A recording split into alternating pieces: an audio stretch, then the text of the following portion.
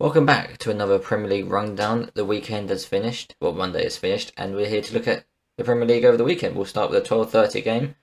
West Ham at home to Chelsea, 1-1 draw. It was a good start. They started well, Chelsea. They were moving the ball well. Their new players getting into it. Enzo Fernandez into the game. They started quite well in the game. They West Ham just sat back very deep, and Chelsea were allowed to play. They didn't think very well, and they got their early goal. 16 minutes into the game, João Felix, great finish on his right foot. Enzo Fernandez, that's the ball you realise. That little curveball over the top of the defence. And he loves that ball, whether it's from the right or from the left. He loves that little dink over the top of the defence. He loves that kind of goal. It was a really good start from Chelsea. Really good start. They looked really promising. Really promising.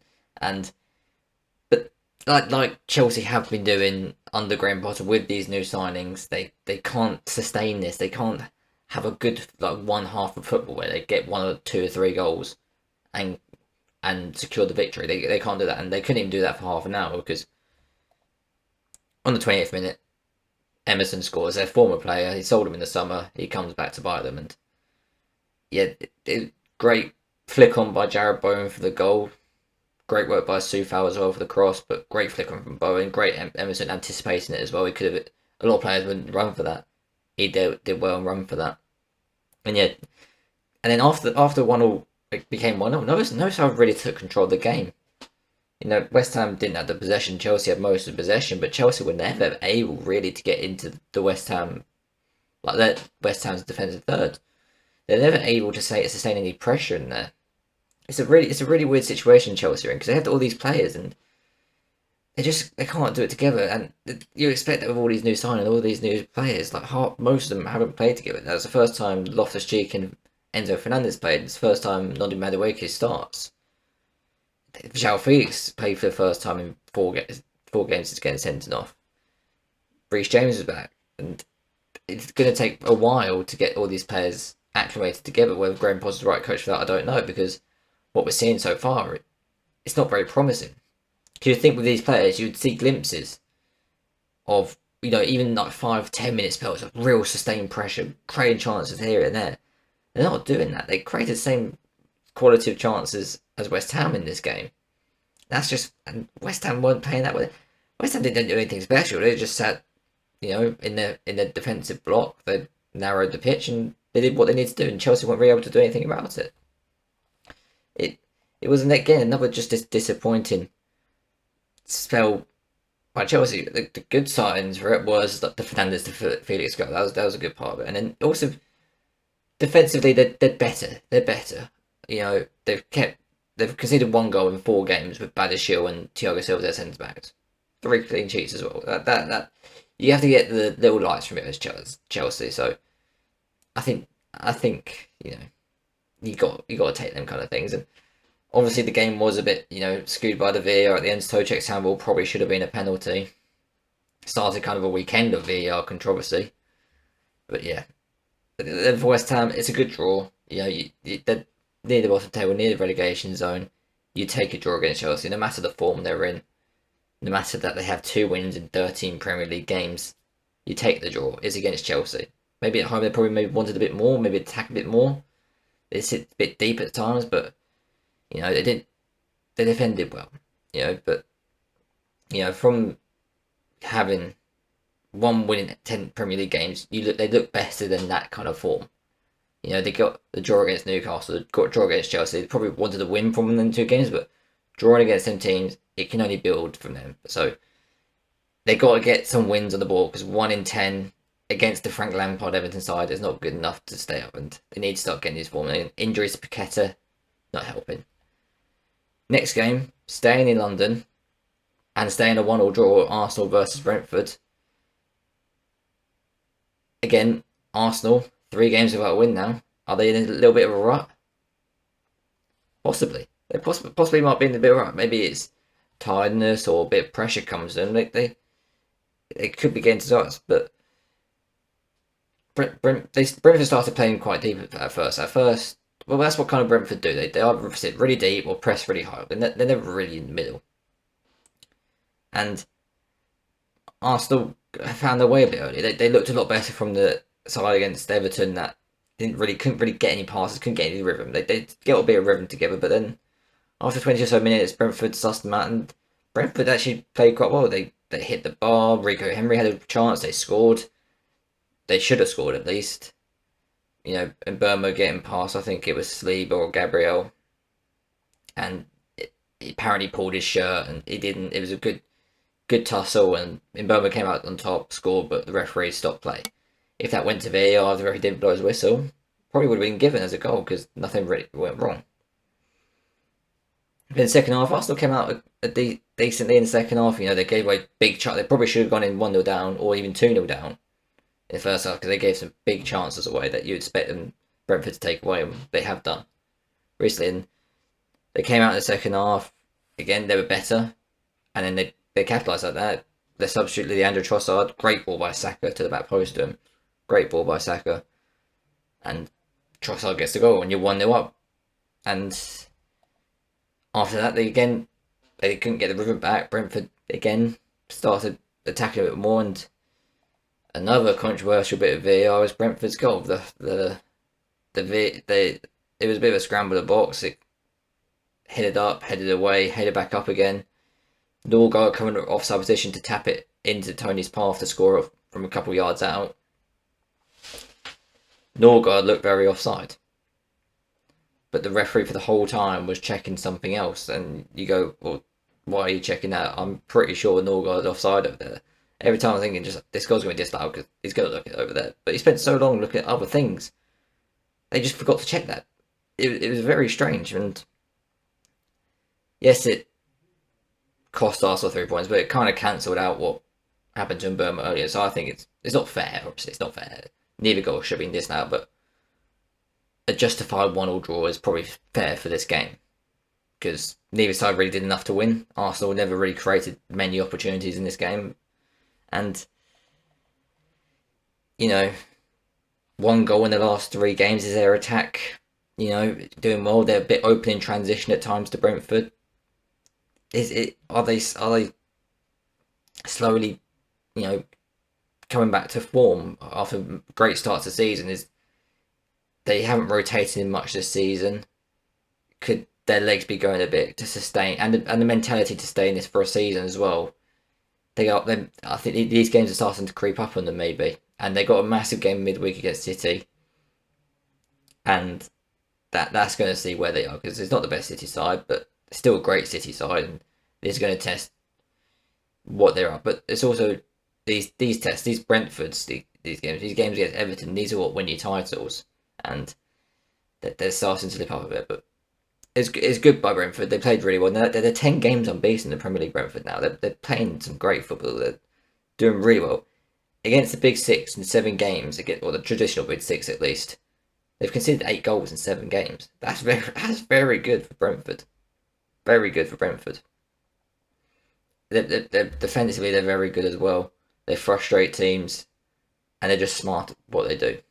And they're playing really well. They're up to where are they up to? They're up to 8th in the Premier League now. They're within touching distance of Europe. That's how well they're playing for a team that got promoted last season. Very, very good stuff. And again, we'll stay in London with another 1-1 draw. Crystal Palace versus Brighton. Brighton played so well again. This seems to happen every time they play Palace. They play really well, but they're never able to get the win.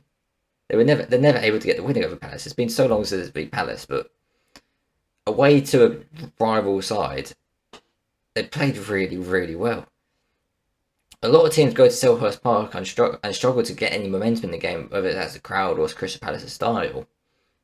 But Brighton were able to play their way, and they're playing it really well. Deservedly, he's got them playing a really good style of football, and I think what's different under Potter is that they're just playing it every game now. Every game is the same style, and we're going to play it no matter what. There will obviously be little tweaks here and there, whether they switch to a 3 to build up, or they switch different midfield options or personnel. But they always play, we'll high press you, we'll play our possession football. If it doesn't work, we'll try again and play it our way. They won't go sitting back for leads and stuff like that. They'll play their way. and you got to respect that. And it's playing really well because they're really good at playing that well. You know, they should have won. They got the goal disallowed early, which probably would have helped them. Well, obviously would have helped them. They got a goal, but it was disallowed wrongly because the VAR didn't realise there was another player in there. Terrible week for VAR, but yeah, Brighton lost 2 of their last 14 games. That's how good. That's how good form they're in. 2 of 14. Very, very good run. Can go by Spurs with a game in hand, but the standout was Solly March. He was so good. He obviously got the goal for them. 4 chances created, 2 big chances created, and 10 out of 15 ground duels won. So not only is he contributing, like this season has been so good, like contributing attacking wise, creating chances, scoring goals, but he's also helping them keep part of the pitch by winning his duels. It's the type of player you want right now, and he's one of the most informed players in the Premier League because of it. But Palace, they've come through a few hard games, playing against Spurs, United twice, Chelsea, Newcastle, and they haven't really come out well. They haven't won in 7 games. They're looking a bit stale. They've created the second least XG in the Premier League this season, just behind Bournemouth with 20.7. That's not very good.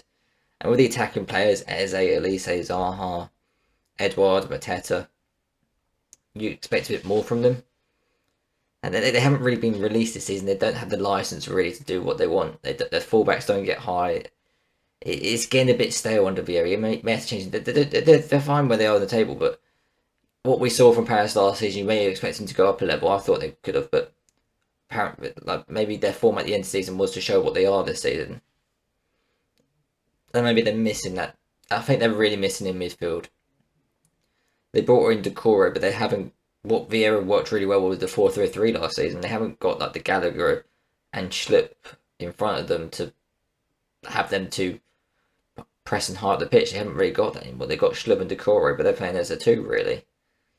It's not, and they got Will Hughes as well. He's not very good. That defensively is all right, but they haven't really got the personnel, and it's hurting them. The attacking wise, they're really bad, and they don't play that great football anymore. For the players they have, with Elise and Eze are some of the most attacking young players in the league. Zaha is a great attacking player, but they're not getting the opportunity to do that, and they got to watch out because I don't think relegation's on the cards whatsoever. Other teams are coming up and they could slip down into 15th, 16th place soon. They're not. They're on, 25 points in 12th place.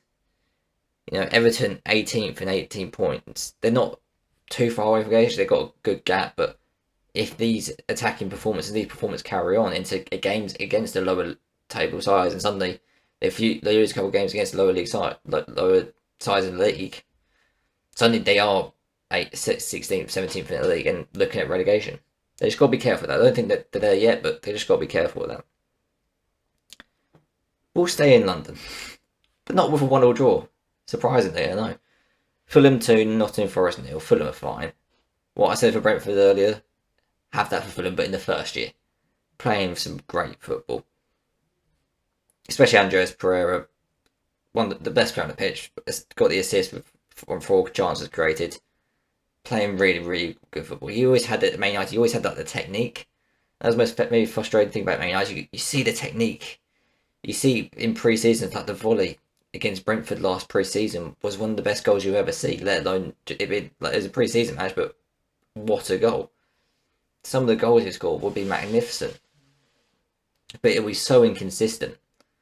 But he's honed in on this Fulham side. It's like he can concentrate, but in this Fulham side, he's just Marco Silva's getting the best out of him. He's got his technical attributes, but he's using it smartly for the first time in his career, and he's looking really good.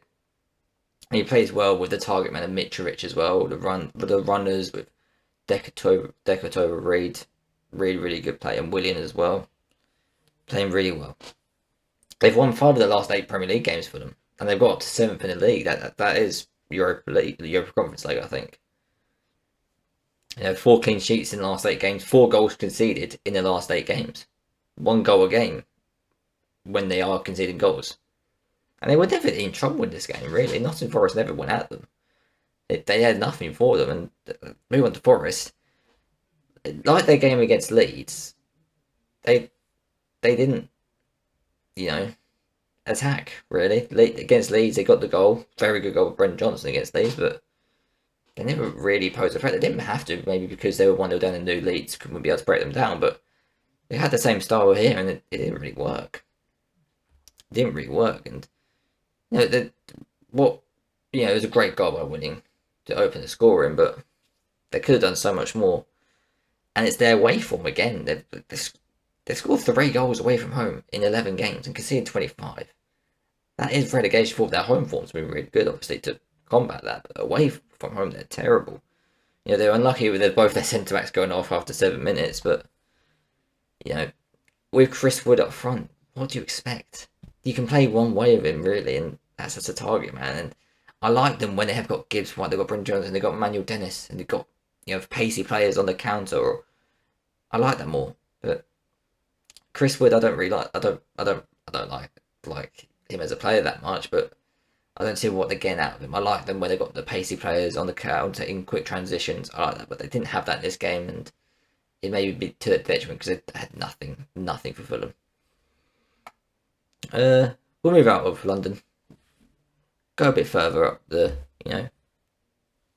country. Leicester 4, Spurs 1. Big game for Leicester, big game for Spurs, but they Spurs did. Leicester in the last 2 games have scored 8 goals. I know. Against Aston Villa they scored 4. And this is what happens when you've got a balanced team. Suddenly they get a right winger. Suddenly they get a centre back in. They're not playing a Marty there. Suddenly they got a decent left back in Christensen and Suter at the centre back, Tete at right wing. Suddenly a balanced team is playing well. They got their first right winger since Riyad Mahrez. And they're scoring goals because of it. Finally, Brendan Rodgers is one of the best attacking coaches in the league. Defensively, he can't coach that well, but attacking wise, he's a very, very good coach. Not many better than him in the league. And you can see that in this squad. Yes, they'll probably concede goals long way, but they've got some attacking talent. Madison Barnes, Tete, Iheanacho, finally he's been released. Another great game by him. 2 games he's been starting in a row. 6 goal contributions by him. He's playing really, really well. He's finally moved off the Daka Vardy. That's not really working. Have Iheanacho, he can make a bit more, can hold up the play a bit more. He's not just relying on other players. And one of them players to be reliant on is James Maddison. One of the best players in the Premier League. One of the very best. When he plays for Leicester, they are very good. So in Leicester's last 9 Premier League games, in their first 2 of them 9, Maddison played, they won them both. In the next 4, Maddison did not play, they lost all 4.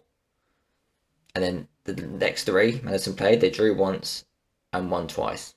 He is so important to their side. He is amazing. In 9 goals and 5 assists in the league, very, very good returns. 16 games played, 9 goals and 5 assists. He's playing out of his skin. In them 9 games, in them 5 games he did play, 14 goals. In the 4 games he didn't play, 1 goal. He is everything in that attack. If they don't have him, Harvey Barnes doesn't know what he's doing. Maybe now with Tete in the squad, they can cover his absence a little bit, but he is so important in that midfield. A move for him in the summer would make sense to a massive club now because he is playing really well. I don't know who that massive club might be. It could be Newcastle. That would be a really good move for him. He can fit on that left side. He can fit in the middle. He's playing so well. He got 2 goals. No, he got the goal in this game. Got 2 assists as well. A very, very good performance. And Spurs, you beat City last time out, and then you lose 4-1 to Leicester. What are you doing? It's their defence.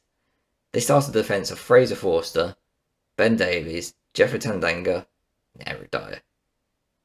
You wouldn't be surprised if that's a defence of a relegation team. I know they had injury suspensions with Romero and Lloris, but 2 of them are their starting centre-backs in Ben Davies and Eric Dyer. What does that say about them? They could have got Bastoni in the summer, but they went against that. Spurs, what are you doing? You've hamstrung Antonio Conte, one of the best managers in the world. Like, what are you going to do to any other manager? It's their 16th time conceding 2+ goals this season. 16th! With Antonio Conte as your manager, what are you doing? They even went 1-0 up in this game, and to add to injuries, they got another injury, and Rodrigo Bentancur is out for a season with an ACL injury. Goal gone bad for Spurs. They've lost 7 of their last 13 Premier League games. One winning 5. That's mid-table form. Mid-table. Their consistency is so bad. And that's maybe is the style Antonio Conte is playing, maybe. Yes, it may work when you have some of the better players in the league, but when you've got the mid-table players and you're relying so much on Harry Kane, Son and Kulusevski, when the team around him is so bad. Like, it's so average, their team. So average. And that is due to the board. Like, the Spurs fans, you've got to go to your board. They've built a terrible, terrible team, and they're not upgrading players. They've gone through so many managers that they keep having to rebuild themselves as different players every time they get a manager. It's really bad, and top 4 is looking bad for them now. I mean, they're 2 points off Newcastle, and they've played a game more. Brighton can overtake them. Fulham are only a couple of points away. Brentford could close in on them. They're 7 points off Man United now. They're really striding towards Europa League football this season, and whether that Newcastle slow down, you never know. But they got the players to play Champions League football, and if they don't get Champions League football, Harry Kane is going to be very hard to keep a hold of this summer. Very hard, and maybe that's I know it's a bad thing to say, but maybe that's what they need is that just that fresh start. So Harry Kane, real leaders to him. Maybe not with Antonio Conte. Say, what do you want? What we can give you. Yes, we sold Harry Kane for 100 million, but we're going to reinvest that into team. We're going to get players, maybe younger players, and we're going to refresh this whole team. That's what they need, and they're probably not going to do that because they can't. They won't do that because it's the Tottenham board. If they got to refresh this whole summer. So many players out, so many players in, but football clubs, they don't do that anymore. And they can't because their players aren't very desirable. And that's what's leading them to lose 4-1 to Leicester. And it could have been 5-1 with that Harvey Barnes goal. It wasn't disallowed, but yeah. But great goal by Mendy in the first place as well. Great goal by Barnes as well. It was just a very good performance by Leicester. Well, it wasn't very good. Spurs had their chances, but well played by Leicester. They're getting better now. They're moving up the table after a terrible start, and they finally got the balanced team they need to start playing the football that Brendan Rodgers needs. Want to talk about Nathan Jones? He is something else in the table. He was something else because he has been sacked now, obviously. But Southampton won, Wolverhampton Wanderers 2. And you go, they've lost the Wolves. It's a bit harsh, isn't it? They went 1-0 up. And then Wolves get a man sent off a couple of minutes later, and you go, there's an hour to go in this game. You're at home, 1-0 up against Wolves, who haven't been very good this season. They're best now on the opportunity, but they haven't been very good. But you're 1-0 up with a red card. And what they do? They lose 2-1. And what does he come out and say after the game? Red card was to their advantage. Are you what? What are you on? How can you say a red card is to their advantage? You've got up a man. Just control the game. They were up a man and they had 41% possession in the game. 41% against Wolves. If it was against Man City and they were still up a man, you expect probably 41% possession. But they're 41% possession against Wolves up a man. Wolves at home. They had 5 shots in the second half. 5. Against 10 men, 5 shots in the second half. One every about 10 minutes. Just a terrible. And it because they were playing so poorly, and they couldn't get in control of the game. It allowed Wolves to get back in the game. Bednarek scored the funny own goal, just falling over himself, and then João Gomez on his debut scoring. Very good goal as well. Just so many strangers. Maitland-Niles as a centre back. He played Ainsley Maitland-Niles, a winger slash midfielder. Box midfielder probably is his best position. Playing as a centre back. Like, you try to defend some people, but it just comes out saying best manager in Europe. He was playing some of the best style, but he had to, compromise himself for the players. He lost Bob, but now they're apparently going for Jesse Marsh, which isn't the best really solution. I would like them gone. They've got Bielsa. I know he's not like suits their style, but they are going down probably.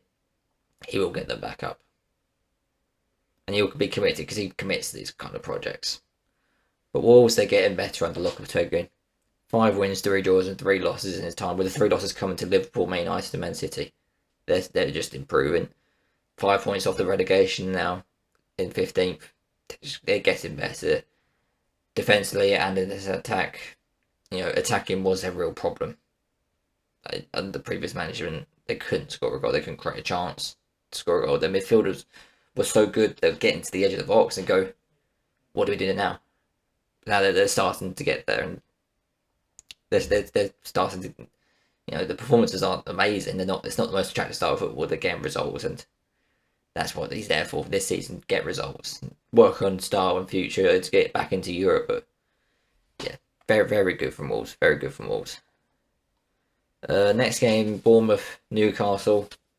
Good performance by Bournemouth. They really used their physicality against Newcastle. Newcastle is a team that, physicality wise, they're one of the best in the league, and they really, really hurt opponents by doing that. But I think they're starting to slow down. I think the momentum, that they picked up some injuries obviously, but starting to slow down. It's one of the first few games you go, oh, that wasn't great, man. There's been a couple of them, but they couldn't really create anything. They're starting to concede a few more chances than usual. They weren't able to sustain any or press high that well. Bournemouth were able to play through it at times, and yeah, they had possession at times. They weren't able to do anything with it, and that's kind of what teams are doing to Newcastle now. Yes, they kind of built. Some teams, when you come up, you don't really know how to beat them, and Newcastle were so good at high pressing teams. It's kind of like when Liverpool were first on the clock. Teams were playing out the back because they didn't really know what they were going to do to them. As soon as they started high pressing and it got some success, teams started to go long and just sitting back. And that's what they're doing to Newcastle now. They're either just not playing at the back because they know the high press is one of the best in the league, and then sitting back because they know they haven't got the creative players to unlock them, and their best, what their best attribute is playing in transition, and they're not getting the transition opportunities. And Bournemouth played really well in this game because of that. They got the goal from Sensei, Almiron just before half time got the point for Newcastle, but other than that, they didn't create much. They really didn't create much, and now they've got injuries to ASM, Maximin, and Willock. It's not looking great with their cup final coming up. Not looking great, but it's not looking great. But they're still unbeaten in 17 Premier League games. Like that's what Newcastle are right now. They're still not playing great, but they're still not losing, which is a good sign. It's not not the greatest sign. They're not playing well, but they're still not losing games, which is very good for them. But up front, like I said, sitting back, 3 goals in 5 Premier League games, in 6 Premier League games. Sorry, that teams are starting to suss them out a bit, and how are they going to battle that? But Bournemouth, the 3 midfielder, Lerma, Billing, and Traore. Very good midfield, athletic, got big ball playing ability with Traore. Good ball winning and physicality with Lerma and Billing. It's a good midfield. It probably won't keep them up, but it's playing well. Uacha I thought was very promising on the right hand side. He got an assist, 3 chances created, 2 tackles, 2 interceptions, 3 out of 5 dribbles completed, 6 out of 9 ground drills won. Very good performance on the right hand side, defensively and attacking ways. But Bournemouth 7 games without a win, and in that time 0 clean sheets, 2 goals scored, 13 conceded. Are they kind of starting to regret not getting a new manager? Gary Neal had a good interim spell, but they're starting to regret not going for an actual manager. Probably a bit now.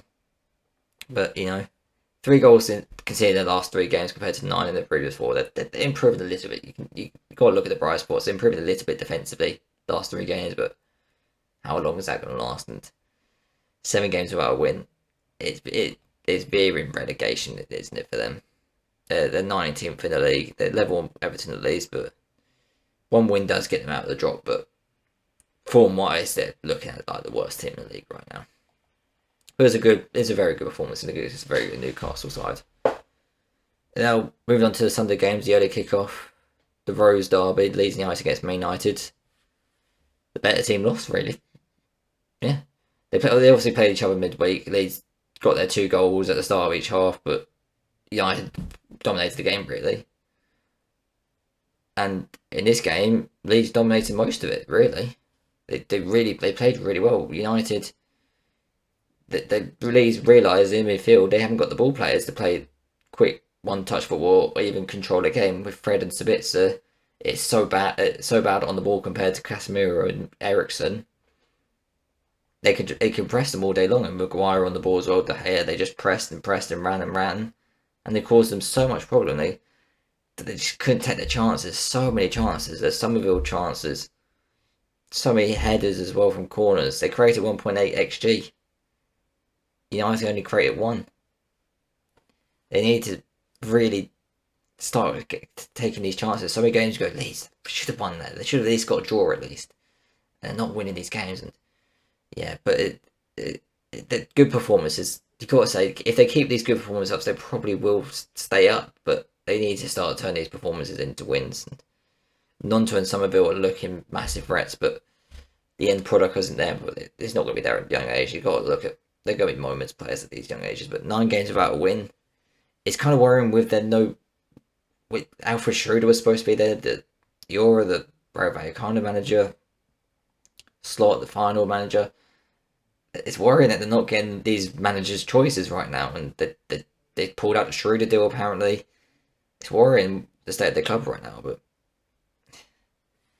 you got to say that also their recruitment. You thought with their recruitment they probably would have held on to Marsh a bit longer, but they didn't. But I didn't like their substitutions in this game. Bring on Rutter and Aronson. Yeah, they're supposed to be better players than or just as good players as Harrison Bamford. I thought they lost a bit of touch, and they did really slow down at the end. To be fair, Leeds, and that's when the game opened up with Alpha Man United, and Marcus Rashford came up clutch with the goal with a header, 80th minute.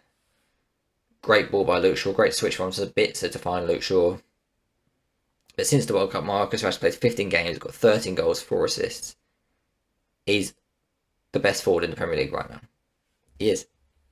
He's unstoppable. He didn't play well in his 2 games against Leeds, really. He was stuck out right for most of the game in the first game. Still got the goal when he moved up front. He didn't get options. The defensive midfield, they were struggling to get any control in the game. And he didn't get the chances to get at his defenders, but he still got the goal. 2 headers, goals in 2 games. Benny McCarthy's working wonders with his headers, playing really well. And it's just every game you go, when's Rashford going to pop up? That's the form he is. We're basically wondering what Rashford's going to score a goal.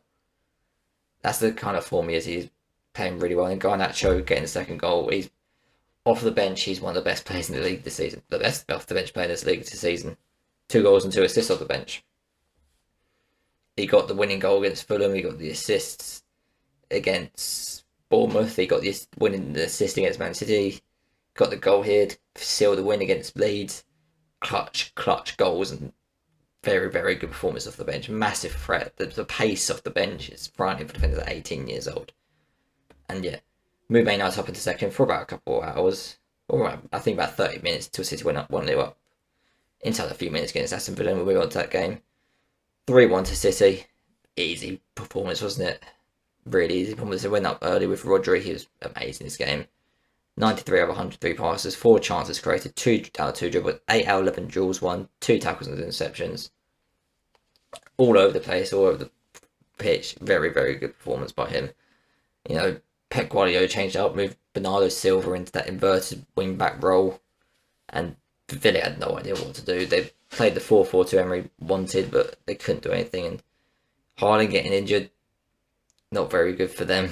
That's the only blemish from this game. Haaland getting injured. With the Arsenal game coming up, you want him there. And he got the assist for the Gundogan goal as well. Very good assist, to be fair. Kind of across goal, and then 3-0 before half time with the Grealish dive. I'll call it a dive. He dived. People say, oh, he won it, it was smart, but he dived. That's what you say. But Villa, faltering a bit now under Emery, Well, their defence is faltering. They scored in every game under Emery, which is a bit of a shock. You go, defend. I think they're going to be 0-0, probably is going to be their scoreline under Emery, but they've scored in every game under Emery. But their defence is not very good right now. With Callum Chambers in there, with Digne, with Ashley Young, not very good defenders. With Konza in there as well. Mings last week, not very good defenders. They've conceded 3+ goals in 4 of Emery's 11 games. Not very good. 7 goals in the last 2 games. Conceded 2.5 actually or more in 3 of the last 4 games. Emery was so good at Villarreal with that just 4-4-2, will stifle the opposition, won't create many chances, won't concede many chances, and that worked really well for a couple of games. Especially his first game against United, that was the perfect performance. They didn't create much, they scored their goals though, but they didn't concede much, and you go, that's the Emery football we're going to see. But since then, it's been a bit open. Even against remember the Leeds game, they conceded a lot of chances, and it's a bit open right now. And it's a bit surprising as well. They played some really good football, but the last 2 games, I know they weren't expecting to beat City, but you expect them to put a bit more of a fight than 3 goals down at half time, and City kind of just going off the gas really in the second half. But 11th in the table, they are where they are. They're 3 points off Chelsea, which you have said to me at the start of the season. 3 points off Chelsea, 22 games in the season. Take that. And they've got a bit of a lead to Palace in 12th, so mid-table, it's where they are. Maybe it's just a 2-game bit, but you would like to see some improvements defensively now under Emery. We'll move on to our final game. Liverpool versus Everton. Liverpool 2, Everton 0. Liverpool played so much better than they have done in recent times, and it was their structure defensively that allowed them to be better, just in every sense of the game. There was so much more organised. There's so much less space in that midfield for teams just to play through with ease every time. You see in the Liverpool game, just quickly play through, and they're one-on-one with defenders. But you never saw that in this Everton game. They're all working together. They're all working as one. They didn't, press high at all, but just more compact defensively, and Everton couldn't find a chance for them. Everton was so slow in attack, and whether that was Liverpool just playing well defensively, but they couldn't do anything. You'd think Liverpool, with Everton's physicality, it worked really well in this game, but it didn't. With Onana, Decore, and Gay, it didn't work. Liverpool played really well. Everton were stopping the ball. Liverpool, yes, they played well defensively, but Everton were so stopping the ball in areas of the pitch, and you go, that's why they're in the relegation zone, because on the ball they were so bad. They have no creators. They play with one striker. When you play with one striker, you expect more creation. But Iwobi and McNeil, they're not creators. Gay Decore and Onana are not creators. The fullbacks, Coleman and McClenko, are not creative fullbacks. Where is the playmaking coming from in the side? It's just crosses. And with Sims up front, he's young. He's not going to be able to do anything. But got to have Calvert-Lewin. Calvert-Lewin is such a key to this team when he's on form. And you saw that against Arsenal. He is such a key to this form, and they couldn't create a single opportunity in this game at all. And Liverpool, they just played really well. They conceded. It's the 3rd time this season in the Premier League they conceded under 1 expected goal. 3rd time, and it's the first in 15 games in the Premier League. And that's how bad defensively they've been. You expect at least 4 or 5 performances where Liverpool just go, well, we won't concede many chances, but every game they've been conceding so many chances. It's the first game in so long where they just haven't been conceding chance after chance after chance. And just so much more organised. They've had the week to prepare for this game. The midfield of Fabinho, Henderson, Bajcetic was so much better. It kind of reminds you of their old midfield. You don't know how long that can carry on with the form and the physicality Henderson, Fabinho have been showing. With Thiago out injured, that could be not blessed in disguise, but go back to their just a ball in midfield, their attack. helped after that because in transition they had so much more space, or the counter, they're able to counter teams because they were winning balls in that midfield, and Gakpo and Nunes had the space going into. Nunes playing well, playmaking wise off the left, Gakpo getting his first goal, Salah getting the opportunity of the counter from the corner. But having that ball in midfield is so important to how Liverpool play. It's how Klopp wants his midfield to be. Having that technical pass in midfield when it's open in midfield, Klopp's teams, they don't play well. Get gritty in midfield, and that's how he wants his team to play. And that was on show tonight. I don't know whether they're going to keep on doing that because Thiago would want to play football. And you don't have many players that can play that style. It's just them three players, really. You got James Milner as well, but he's 37 years old. He can't play there every game. He can barely play a game like that. Naby Keita's the same, and Harvey Elliott's the same as Thiago. They're not playing their style, so I don't know how long that Henderson, Barchesha, Fabinho can last because they've all had Henderson and Fabinho, especially have injuries. Getting old, they can't play that every game, so it's a struggle right now for Klopp until he gets new recruits. But positive signs for Liverpool in this game. But yeah, that's going to be the end of the video. Good week of Premier League. A few upsets again. Top teams dropping points. Big action at the relegation zone. You know, we've got the Arsenal City game midweek, and then fixtures back next week. But yeah, thanks for watching.